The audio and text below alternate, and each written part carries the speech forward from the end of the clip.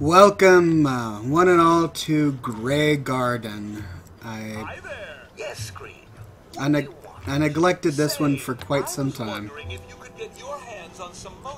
I'm gonna turn this on so that they stop talking to me. But anyway, so here's Graygarden. It's my robot community, and it's a little glitchy, but it works. So as you can see, I removed all of the crops from this farm area. Holy cow. Will you please shut up?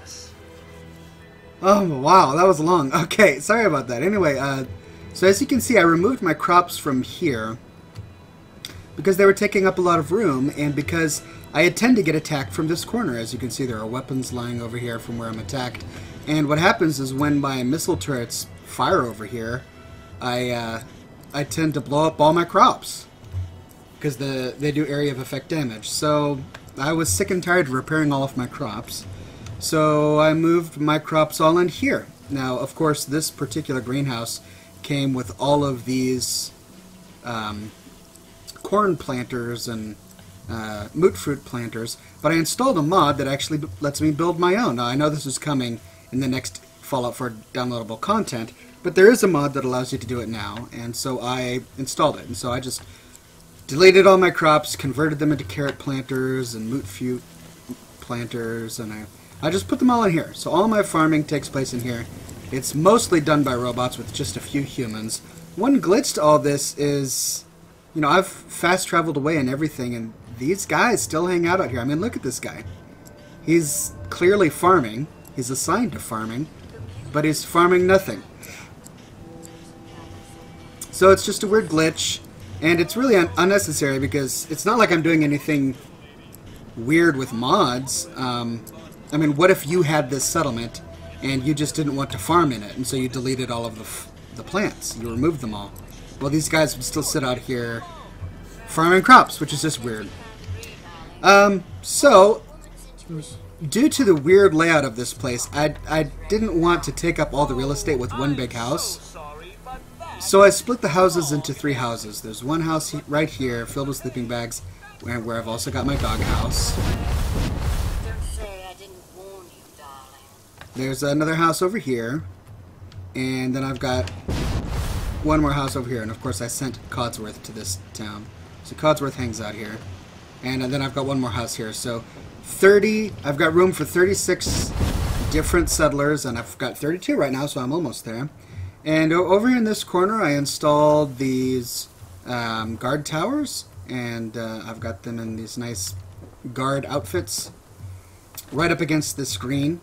Now, it's kind of silly because I never get attacked from over here, but I had the space, and I wanted to have some guards in the town, and so I put them there right next to this nice siren, so that if they see any danger, they can quickly alert everybody. I have one bar right here, and some coffee and smoking stations. So here's some coffee, and there's some smoking stations. Seats in a bar, and a bench, where they tend to come out of this house in the early morning when they all wake up, and then they'll hang around this bar and smoke and drink for a while. Now here's something that just bothered me, and I had to take care of it. You see this rotting car under here, under the stairs here? You can't scrap that. And it's the same with this stump. I left the stump. I didn't want to deal with it. But you can scrap almost anything. There was a whole bunch of dilapidated cars over here and a bunch of junk, which I could scrap, but for some reason, Bethesda wants us to keep this car.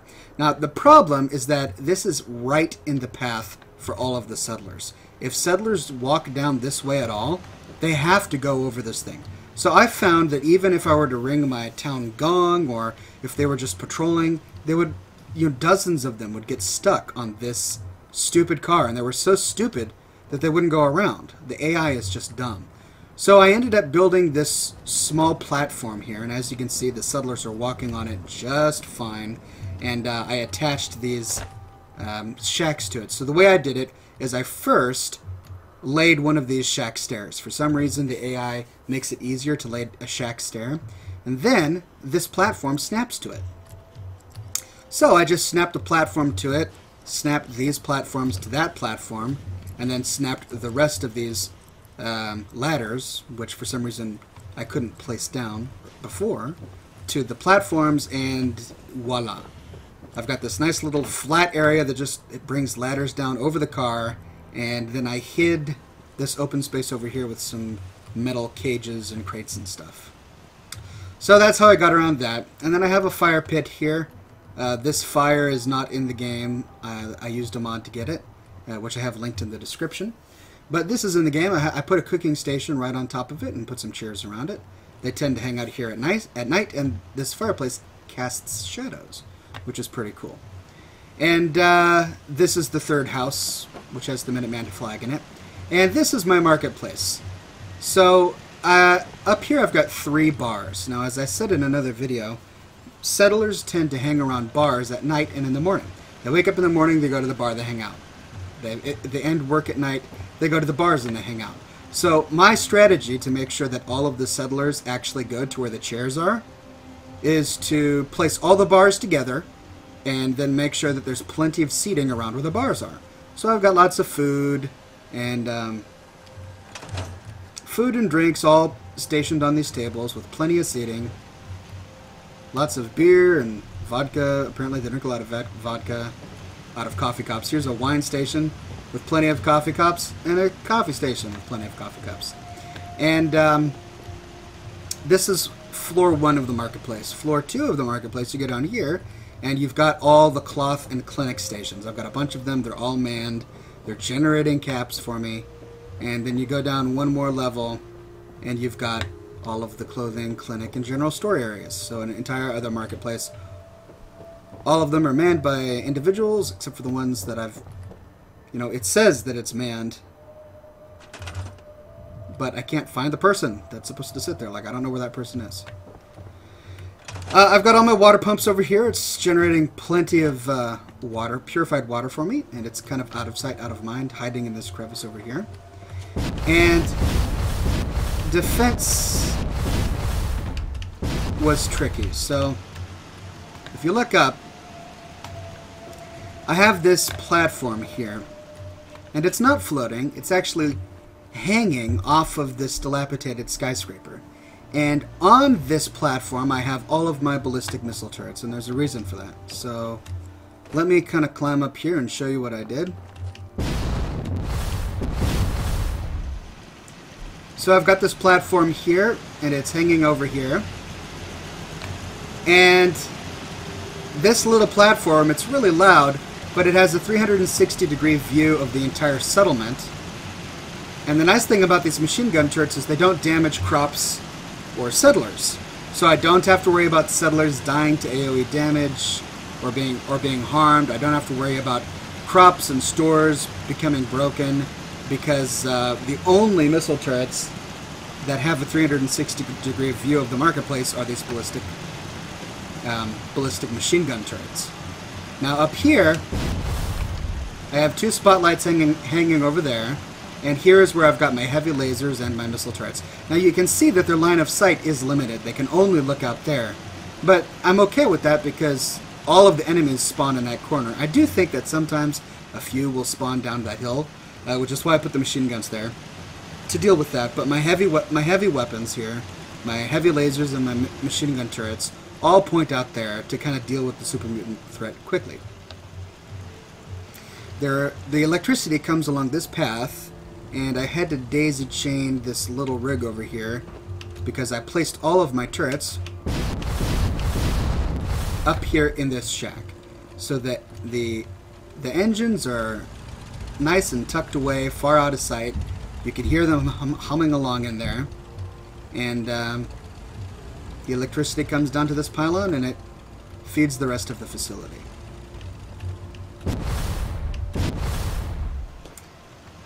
Oh, there she is. Why is she up there? Yep, and she's assigned correctly. But she's way up there. I don't know. That's the problem when you start building... What? Where did you come from? You were... Was she up here? What are you guys doing up here? There's not even a ladder. There's no way for them to get up here without a jetpack. And they're up here. Come on, man. There's nothing up here for you guys to be up here. Alright. So there we go. There's my Graygarden. Tried to make as good use of this space as possible. It was a little tricky because this is a steep hillside. I had to just, you know, basically make a ziggurat out of these platforms and place my marketplace there just to deal with the hilly hillside. The steep incline. And the random car that you can't scrap. So there we go. There were these robot parts that were littering this workshop area. See, they're hanging out. They're hanging out by my bar. I like that. So see these random robot scrap parts? You can't scrap them. You can't get rid of them. You can't pick them up. You can't do anything with them. But they do block the land. Like, you can't build anything on top of them. So they're really annoying. And they were scattered all over this area right here. So I had to just kind of push them over here and down this ledge. And now they're just hanging out over here next to Codsworth, who likes to hang out there for some reason. But I was finally able to build what I needed to right here. So there you go. That's my simple efficiency build of Graygarden. It gives me 37 food, 36 water. I only need 20 power to power 136 defense, which is plenty of defense for this settlement. My happiness is steadily rising. And as this settlement attracts more settlers, it'll start generating revenue for me. So there you go. Thanks for watching.